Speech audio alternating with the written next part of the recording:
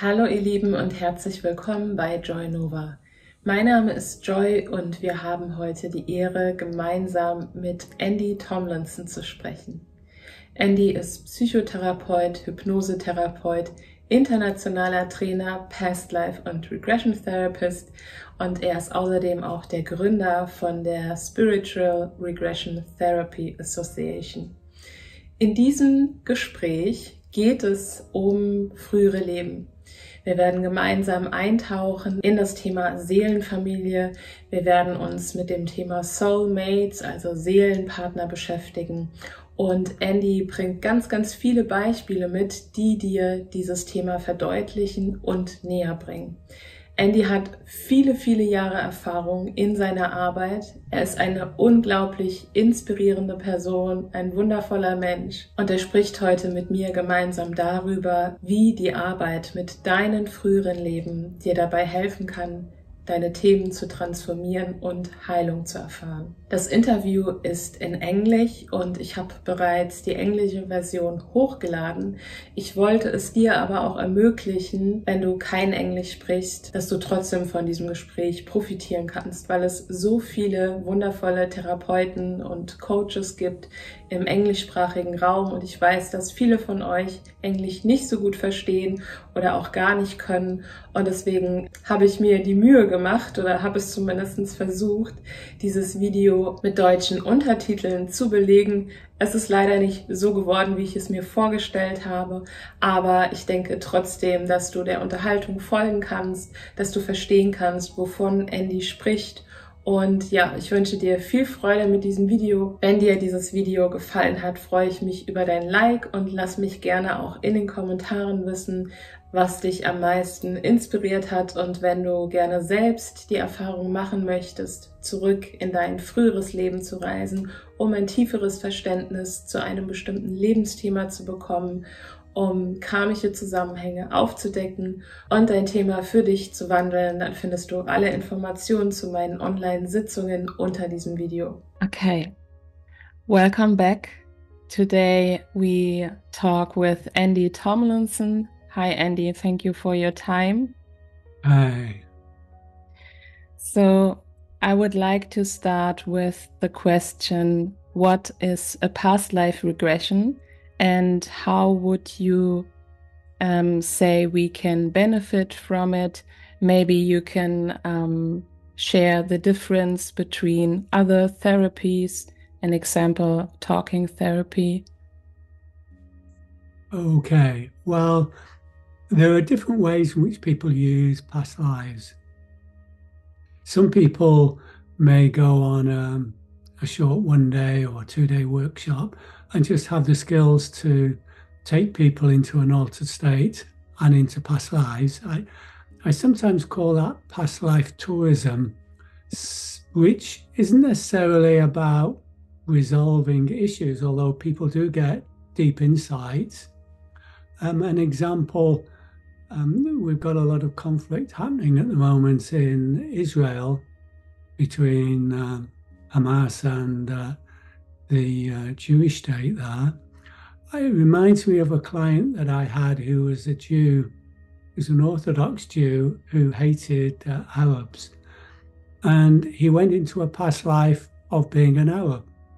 And then he came out and his views about Arabs were completely different because he realized that he could easily be in his past life now not liking Jewish people. So it can be very helpful, but quite often what happens is when souls go through a life and they're not able to complete all of the lessons, maybe there's an emotional issue that's too much and they perhaps give up. And the soul knows this is something it's got to master. So that can be recreated in the current life. So working with those sort of situations requires deeper skills. And the first skill is to be able to navigate through quite a difficult situation. So that, for example, there was a client who I had who had a relationship problem. And in the past life, it turned out that her husband had died and she wasn't able to get over it and just gave up on life. And after a couple of years, just died naturally. And it's like a form of suicide when people give up on life, because there's always opportunities with whatever happens in life to learn from it and to move on. And she wasn't able to do that. So it involved going back into the scene in the past life. And it was quite tearful because she was going through the loss of a husband in that past life who'd gone off to some sort of war situation. So when you're starting to do this sort of work therapeutically, you have to have the skills to be able to handle emotions that come to the surface. And it's more than that, because just to be able to experience the past life isn't enough to resolve it. So in that case, I enabled her to intuitively connect to the soul of her husband and get into a dialogue. And there were unresolved issues between the two of them. And through that dialogue, they were able to clear that. And then there was also a situation in her current life where she'd lost a loved one. In this case, it wasn't a husband, it was a son, but it can be just as profound. And then went through some current life work with her son to get completion to that. And then she was able to move on into her life. She wasn't stuck. So when you're working therapeutically, it's different than if you're just taking people into past lives. So first of all, you have to have the skills to work with emotional issues that come up. And it often means you need to clear your own emotional issues, because if, for example, someone has been raped in a past life and you're holding the energy of being abused in your current life, then that'll just get triggered. And of course, the therapist needs to be there. So the training needs to involve working through personal issues as well as being able to handle a catharsis for a client, and also current life skills. And then sometimes some clients can have very deep trauma in the current life, and then that requires being able to work with post-traumatic stress, which is what psychiatrists will call it. So involving the body and larger releases of catharsis is important. So to do training in this area involves 1 or 2 years as a minimum to have the skills to do this. Yes, thank you. Interesting. Yeah. What would you say? Why is it that we as souls take fears, depression, and sadness or other issues from our past life into the current life? As you told before, there's always a chance in it for evolution, for learning, for growing. But why is it that we, maybe you can bring up some example for it, why we take fears or depression or sadness from our past life into the current lives? Well, it's really a continuation of what I was talking about before, is a soul can have as many lives as it needs to work through an issue. I had one client who had several lives just working on patience, which quite often can sometimes be one of the hardest lessons to learn.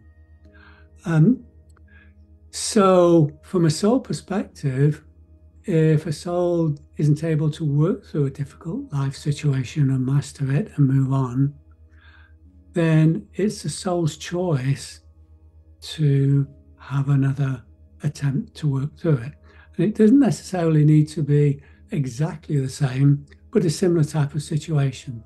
So if someone's working on anger, say perhaps because in a past life they were beaten to death by a slave, they may choose to bring down anger, and then anger may get flared up because of a life situation. Perhaps they've got some disability and unfair things are said or done to them, and the anger comes to the surface, and then they need to work through the issue of anger.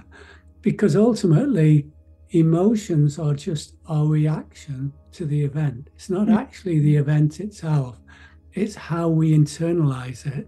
Mm-hmm. You know, and quite often, one of the ways of working therapeutically is to enable people to get a different insight.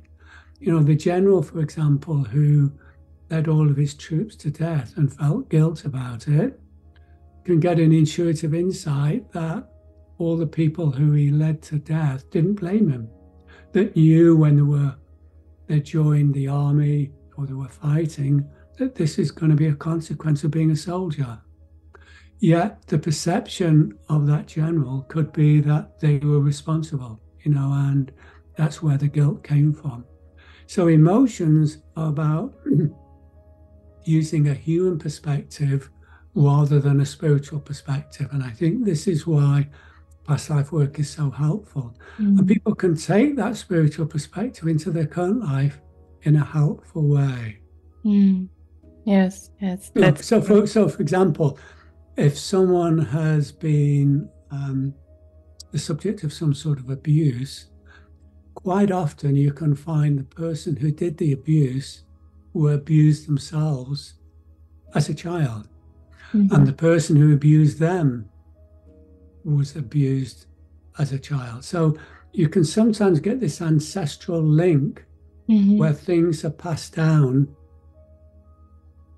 and sometimes getting insights of that can be very helpful in the therapeutic process. People are just getting a deeper insight, or it could be that they discover that the difficulty they had was their choice. It wasn't forced on them. It may have been their idea, or maybe it was the idea of a spirit guide or some other spiritual healer, helper, but they went along with it. So these sort of spiritual insights can enable people to completely shift their perception. And by shifting the perception and getting a spiritual one, it means it's easier just to let go and move on in life. Yeah. But I also think it's very difficult for people to get the understanding of, maybe they choose their circumstances, maybe they choose to be in a difficult situation to evolve, to get more skills, to learn. It's from a human perspective, I think it's always difficult for people to see this perception that as a soul we choose, but from the human side, there's the ego, and we say, no, I would never do that. And there is the assumption that some people have said is that if we have some sort of disability in life, this is some punishment from a past life, and it doesn't necessarily follow that way. I mean, for example, there was a boy that I was working with who'd had cerebral palsy, which is a terrible condition because his mental age was far lower than his real age. He wasn't able to walk properly. He had to drag himself on the floor, and saliva would drip down his throat. And he discovered in a past life that he'd been a teacher. He'd allowed himself, he was a religious preacher, and he was caught by some other religious sect, and they tried to torture him to break his faith, and he didn't, and allowed himself to die. And through this act of death, he'd been able to make people realize that what he believed was really important. He'd touched them at a deep level of soul. And in this life, he'd chosen to have a deformed body so he could touch people in a similar way, because people would feel sympathy for him, see his plight, and it would like break through their ego so he could connect with them at a different level. So we're never really sure whether the reasons that we have these life difficulties is to actually aid others. I mean, a baby, for example, who dies in an abortion, perhaps, or as miscarriage, it could very well be that that baby has agreed to that situation simply for learning for the mother, because the mother may want to work through grief or sadness or loss. So because the soul can reincarnate as many times as it wants, short lives like that have a meaning. So it's not necessarily any form of punishment. So one of the important things from a spiritual perspective is to never make any assumption. You know, is all souls are down here for a reason, and to be very open-minded about it. Yeah, thank you. Yeah. What would you say, how important is it to also, maybe because we have experienced many lives as souls, and also we have experienced lives, past lives, in which we were also perpetrators to other people. So do you think it's also important to connect to these parts of ourselves we maybe suppress or rejected? Is there any any benefit in it to go to a past life and we see ourselves as a perpetrator to others? Yeah, that's a good question, because I would say 98 or even 99% of the past lives that I work with are all victim lives. Yeah. So how it tends to work is that, from a spiritual perspective, is that being a perpetrator enables people to have a different view of a situation. But quite often it's the perpetrator life that happens first, and then people have the victim lives to experience the opposite of it.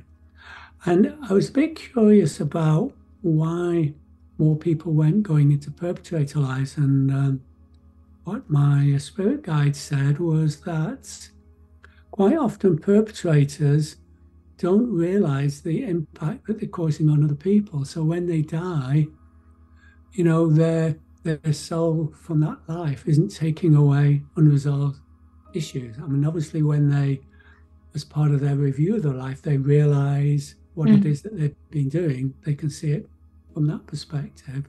So, but actually, during the past life itself, there aren't any emotional issues necessarily to clear.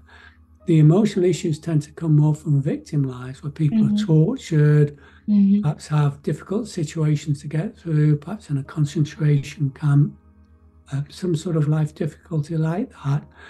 And it's those blocked emotions where a lot of therapeutic benefit can come from it. But once people have cleared that and they've got the deeper perspective of why they're here, they can let go of the perpetrator and the victim lives. It's almost like that served its purpose.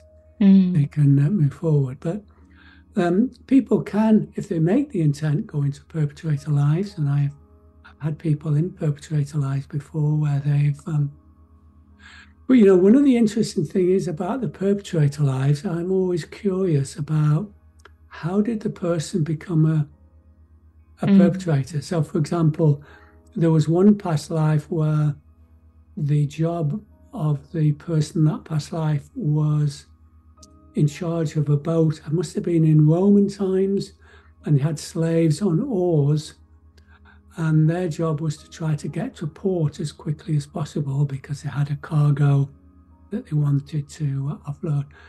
So in that past life, the past life person used to beat the slaves to get them to row harder.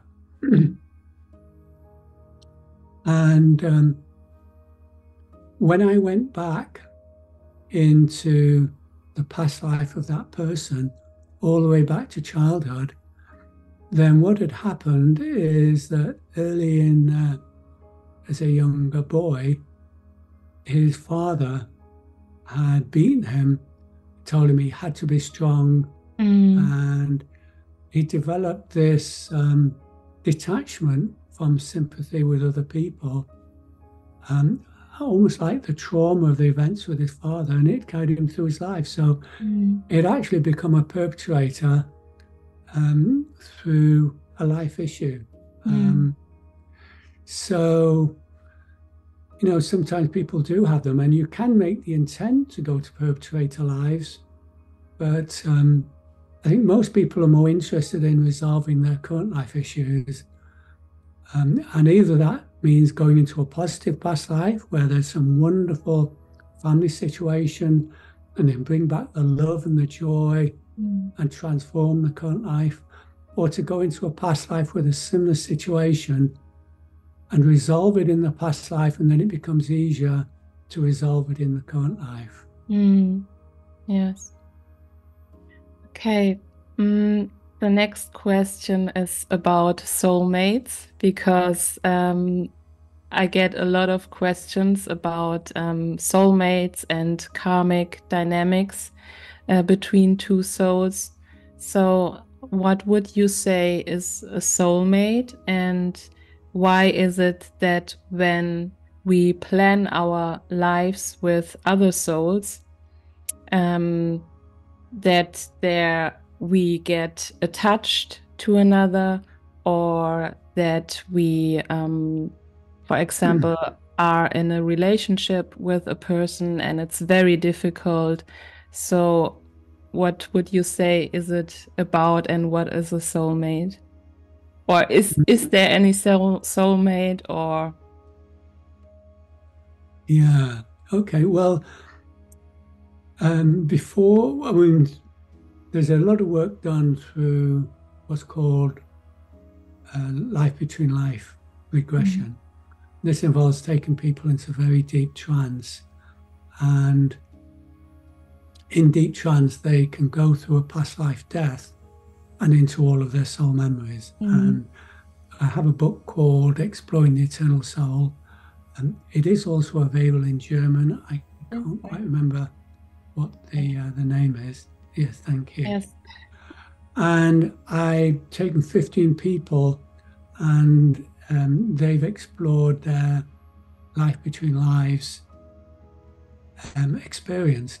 And one of the things that happen is people have what are called soul groups, which means that these are souls that a soul can be with for many lifetimes, and they're all working on a similar type of thing. So that some of them can be working, for example, with anger, or some of them can be working with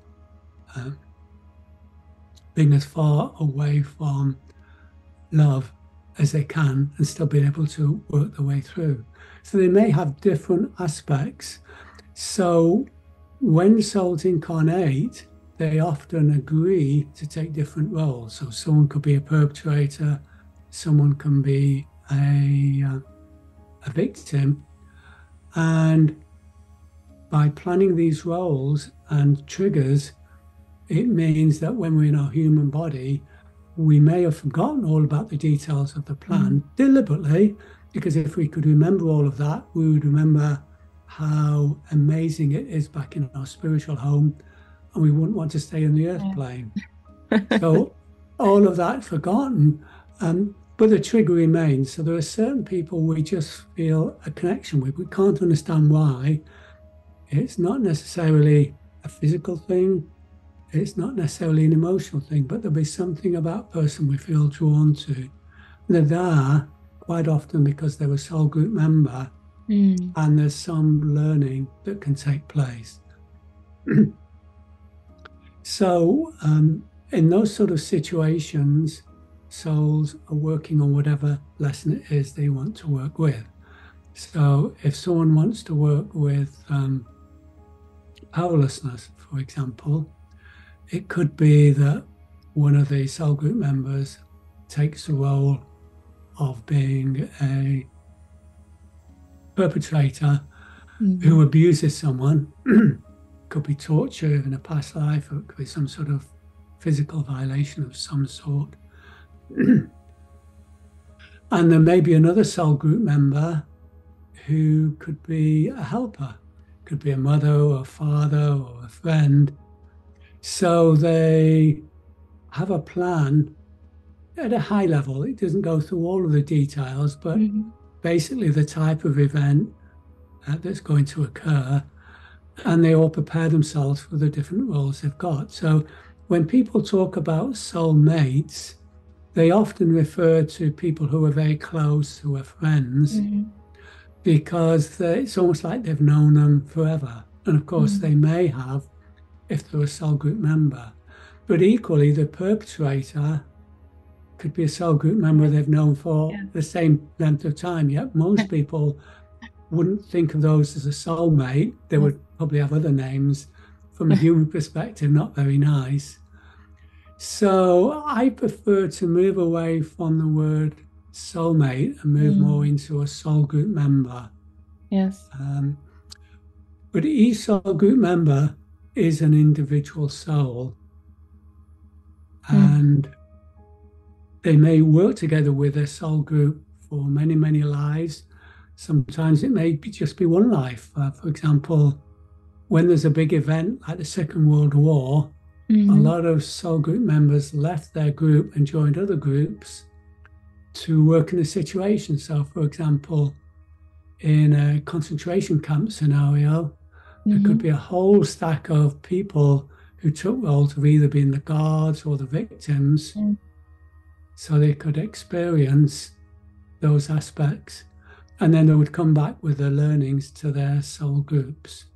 So the soul group tends to be much more, although certainly the ones that souls are with for many, many lifetimes, or what I would refer to as the closest thing to a soulmate. But it is a term that's widely used. There is a term like twin soul, which I've heard people sometimes use.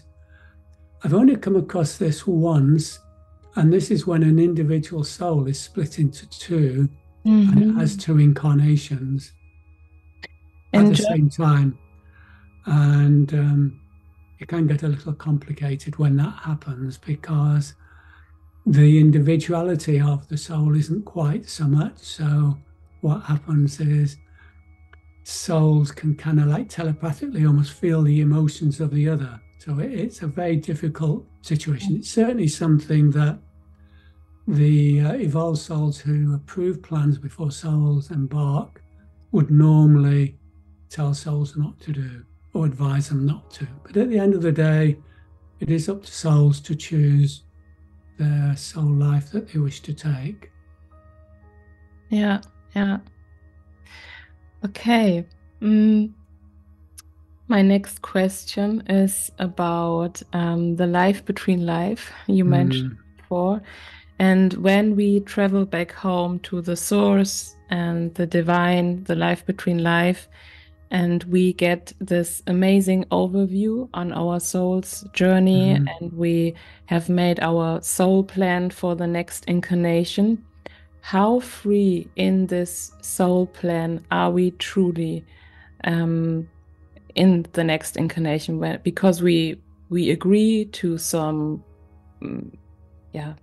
to the soul plan, but when we come to earth, how we have our free will, we can choose in which direction we want to go. So if we have the soul plan, how free can we be in there? Okay, well, certainly free will is a really important part of a spiritual perspective, because it's through free will the souls are able to grow and develop. So from a spiritual perspective, in the life between lives, souls can choose to take a plan or not. They might be involved in a lot of the details of the plan. Often the plans get reviewed and they can either take the recommendations of more evolved spirits, or like, for example, some souls may want to try to work through their issue just in one life. And the evolved souls may say, no, it's going to be quite a lot. There's a high risk that you won't get through.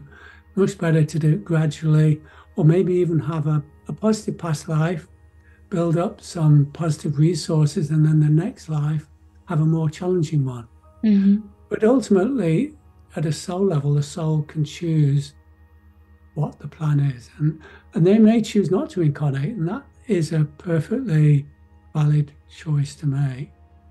But if they do choose to incarnate, then the spirit guide, who's a spirit that has been involved with the plan and to try to help the soul achieve that plan that they agreed to do, can kind of nudge and help people into the situation that they've chosen. So from a human perspective, the type of body that we have or the life situation may be something we're thrust into. Say someone who's born in an African country where there's a lot of poverty, there's a choice to go in there, as opposed to someone who's perhaps chosen to be in a life situation in a country where there's no shortage of food, or perhaps they've got all the material requirements that they have laid on. So whatever life situation is that they're in, their free will is how to work through it. If they work through it, quite often there's a lot of free will what they make of their life afterwards. If they don't, what happens is there tends to be repeating patterns of situations happening again and again. So for example, someone who was working through powerlessness, I had a current life where a father abused her, and a mother psychologically abused her, and she left home as early as she could, married someone who was also abusing her, till eventually he grew tired of her and discarded her. And then she met another man who again started to abuse her. So there was like this cyclic pattern. And it wasn't until she was able to discover the source of it and resolve it in the past life, and she was able to stand up and say something which may sound very simple and logical, but is incredibly hard when you're in this powerlessness situation, which is treat me well or leave. She was able to say that and mean it. And she didn't mind whether he left and she would get on with her life, or if he worked through his issue and stayed and treated her well. Because with helplessness, there's something called learned helplessness. In other words, people almost like forget how to be that inner core power of being able to handle situations. It's almost like they've just grown into the behavioral tract of just accepting whatever is given. So that's perhaps an extreme, but all of us have got issues that we're working with, and part of understanding life is spotting these recurring patterns. Similar type of situations or similar type of emotions happening again and again, and we have choices how to respond. And sometimes just by understanding this and then being able to do something different, perhaps finding forgiveness where we could never find forgiveness before for someone who's hurt us. And then we can just let go of that aspect. And sometimes people are able to do that just in their life issue by perhaps reading some do-it-yourself books, or by talking to friends. Or maybe the life situation has been graded where it's easier to work through because the soul has chosen not to have something too difficult. Or they come through for therapy, and then through the therapy, they're able to let go a lot the intensity of the situation and get new insights, new ways of working from past lives, and they're able to use that in the current life in a meaningful way. Yes. I also think it's important, if we want to change our behaviors and patterns, that we go back to the source and yes, and transform it, as we learned in the training. Yeah, well, I think a lot of this sort of work has been done for a long, long time. In fact, going all the way back to Buddha. Buddha had 4 steps to spiritual evolution. And the first step is to know you've got a problem. And a lot of people are going through life thinking, well, this is okay. I'm meant to be like this. Yeah. And of course, unless you actually realize you've got a problem, you'll never go any further. And sometimes life has got a way of making things worse and worse till eventually someone says, I've got to do something about it. Yeah. You know, it could be going for counseling, it could be going for therapy, it could be going for regression therapy of some sort, or even a life between life session. But because the next step is to understand what's caused the problem. A lot of people don't realize that.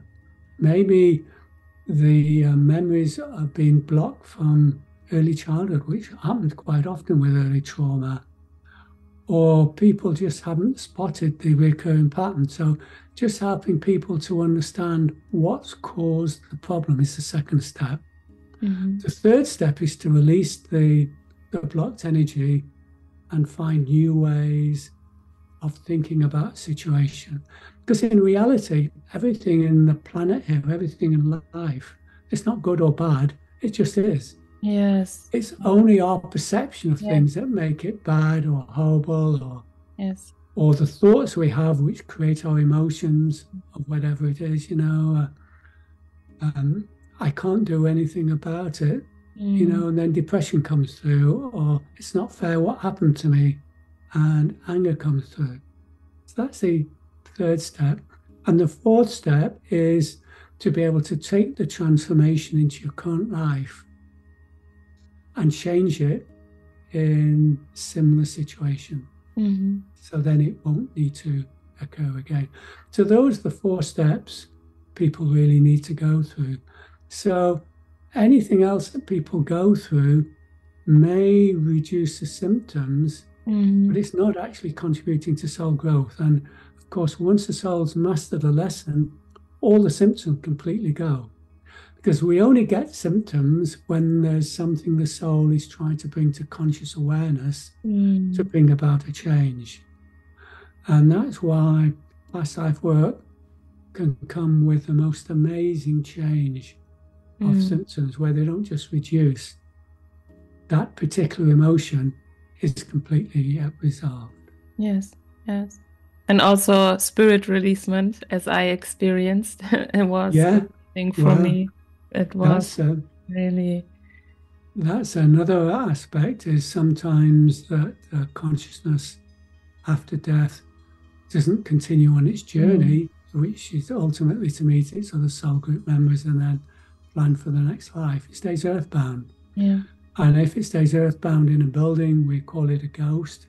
If it attaches itself to people, we call it a spirit attachment.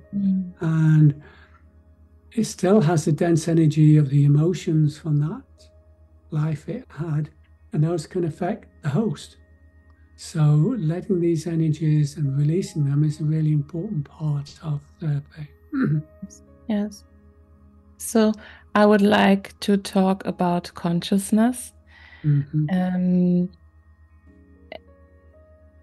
You have a new course is coming out, Pioneer of the New Consciousness. I read about it on your website.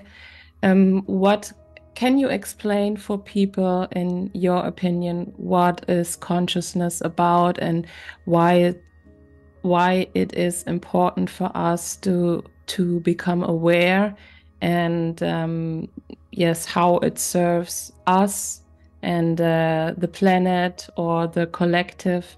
So maybe you can talk about consciousness, maybe what 5D means, and yes.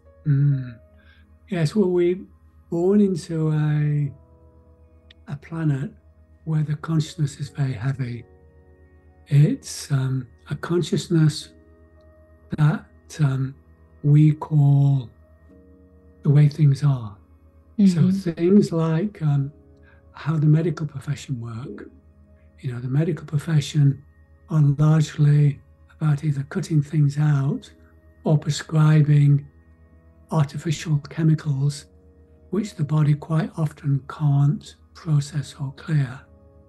So, part of our consciousness from a medical perspective is thinking that this is the way we resolve illness and disease, whereas in reality, a lot of people are discovering illness and disease comes from the sort of food we eat, from the toxins that are on there, and the sort of stressful lifestyles that we have. Another aspect of consciousness is the role of politicians. We have politicians in the West, and a lot of people think, yes, the West is a democratic part of the world, and people who live in other regimes where there's perhaps a dictator or a communist regime, that's bad, but we're good. In reality, everywhere has a form of dictatorship, and a lot of this is coming to the surface right now, where we're seeing politicians making decisions, big decisions that are affecting people, and the corruption and others are coming to the surface. So there's a lot of truth coming to the surface about a lot of the events that are happening, whether you call them net zero or pandemics, whatever people's views about that, they need to form their own views. But there's a lot of the media also have a big part to say, where they can cause people to have beliefs just based on what's in them. For example, whether people think something like net zero, for example, is true or not, whether it's good or bad, they have to form their own views. But throughout history, science has always had people that have had different views, that have openly shared them, and between them, truth has emerged and things continue.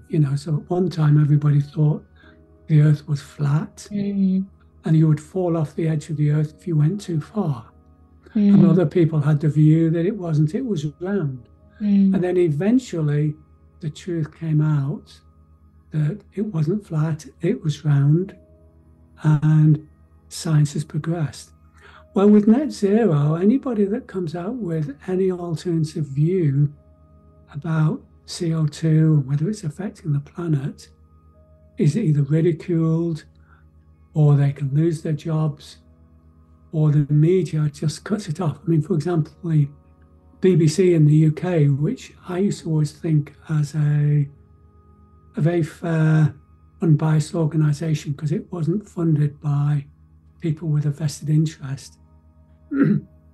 It was state funded. The head of the BBC put a note out to all of his programme heads to say, under no circumstances have anything on the news that's saying that net zero is incorrect, is false. So in other words, they were being encouraged to put out one scientific view rather than another. And when you suppress one form of view, it's almost like become a dogma. It's almost like what happened in religious persecutions in the past. And it's not healthy, and science doesn't progress. So there's a lot of things happening in the world. There's a lot of corruption, where people are using fear and greed for their own personal agendas. And a lot of people are finding this in the sort of world that they'd like to live in, and quite rightly so, because there is a different way of living. One of the things that people experience when they have a life between life, they experience a different vibrational energy, and they come out of that with a new understanding, but they've been touched at a very deep level. I mean, although it is a bit of an extreme, I had one of my first clients said, after I experienced the vibration and the depth of love in that situation, he would walk down the streets skipping with full of joy, and his life, you know, all of the day-to-day problems, he just pushed to one side, and he would just stay in this high vibrational state of joy that he'd created. And in a way, he'd like created or carried forward this different consciousness from the life between life into his current life, albeit it was for a limited amount of time until the old consciousness started to pull down his vibrational energy. So as the whole planet is moving into a higher vibrational state, and there are spirits of light who are directing vibrational energy down to the planet, which is affecting the whole of the humanity, they're trying to shift the planet from this old consciousness of greed and fear into one which is probably closer to the experience people have in the life between lives. But how do you shift from one consciousness to another? It's very difficult to do that. So a lot of people know that the old consciousness isn't right, and maybe they've been working through some of their personal issues as well, which has raised the vibration, and they've been feeling the vibrations coming in. They're perhaps becoming slightly more telepathic, more intuitive than they were in the past. They may start finding some of the people that they used to get on with before, they just can't anymore. That they just doesn't feel right. You know, they're starting to shift into a different vibrational state, but they're kind of a bit confused and lost. I think the analogy that I was given by some spirits of light is it's almost like trying to climb a mountain. And we know the top of the mountain is going to be a different vibrational state, like the life between life state. And down below in the valley is this sort of like fog, mist, not very pleasant at all. And people are trying to make the way from the bottom of the valley to the top. But the problem is you can't always see the top. And as you go through, there's still some cloud there. And sometimes people end up going in a circle and ending up going back into the valley again. Some of them just stumble around and get a bit lost and they don't know where to go. They just need a little bit of help to find a way through the last bit of fog and get to the top of the mountain. And then once they're there, to know how they stay there rather than ending up back in the valley in the denseness of the fog that's down there. So the workshop that I do is something that was channeled and given to me. It's a 7-day workshop.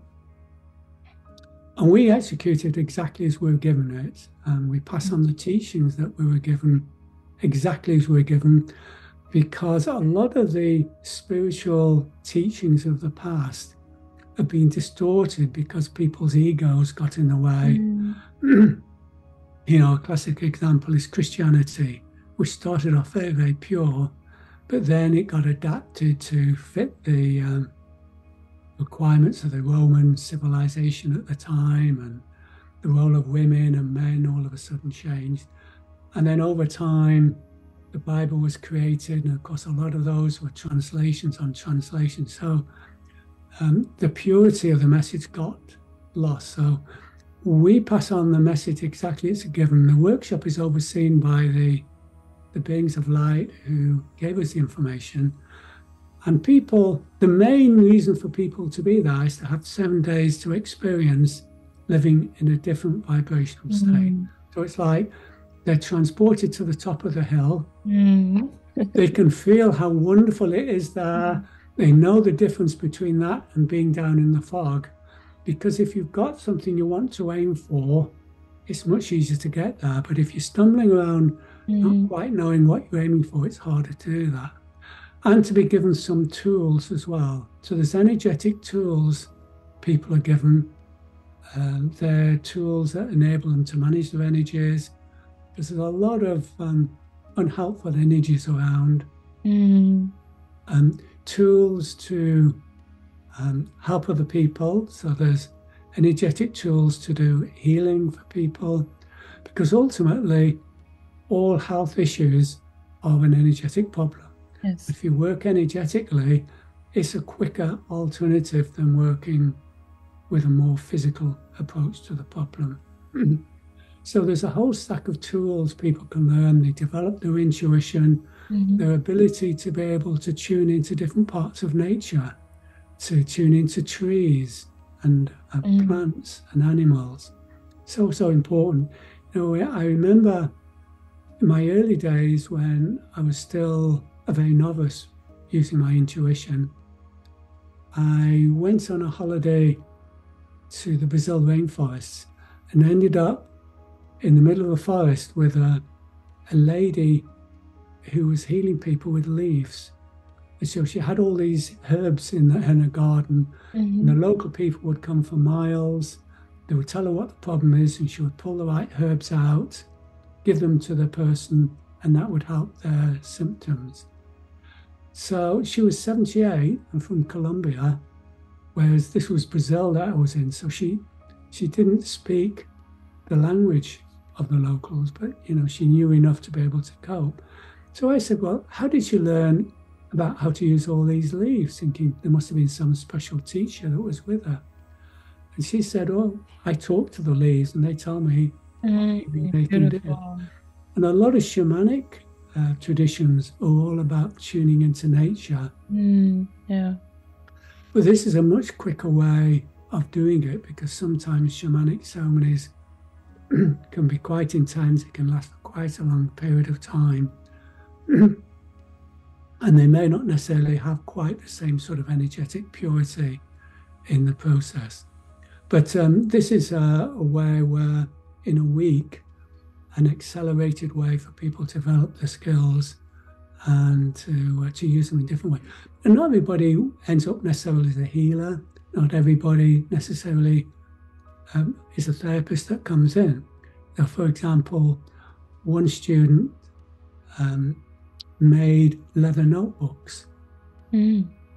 So what he decided to do was, because he handmade all of his notebooks, he would put high vibrational energy in his notebook. So when he sent it to his clients, they would feel that energy and help them in their journey. Another one did art.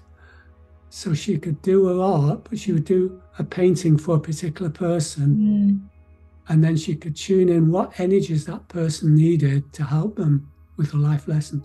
Put it in the picture, so the person thought they were getting a picture and they could look at it, but they would be feeling this different vibrational state. So there's some very creative ways in which energies can help people. But the essence is to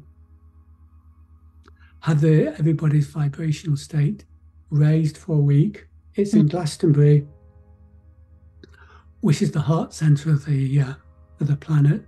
There's a lovely vibrational place that we use, and people can just spend a week together with like-minded people and have a really great week. Beautiful. And I will put more information under the video so that thank you so much. And find the link there. Yes. So I think it's all about getting more in touch with our inner guidance, our intuition, because I think there are some teachings, like you said before, you channeled or you get the message from how to build this course, and sometimes we have this intuition or guidance to do some things, but we don't trust because we grew up in the field of we need to prove everything, we need science. So I think a a lot of people have lost this inner connection to, you just look at some person and you know what to say, how to touch, or things like that. So maybe it's it's important to go out into nature, just observing, and beautiful. Okay, Andy, thank you very much for the conversation, for your knowledge, for the time, and yes, thank you. Well, thank you for allowing me to spend some time with you and all of your listeners.